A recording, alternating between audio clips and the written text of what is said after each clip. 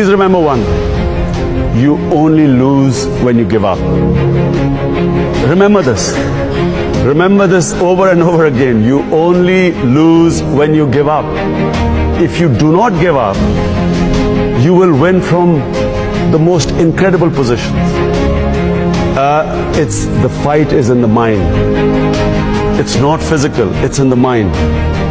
As long as the mind refuses to accept defeat, each setback will give you an opportunity to analyze yourself. Where did I go wrong?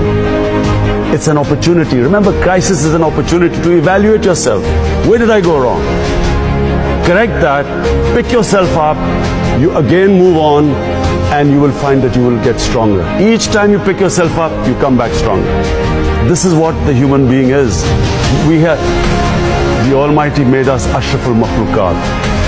We are His greatest creation, but only as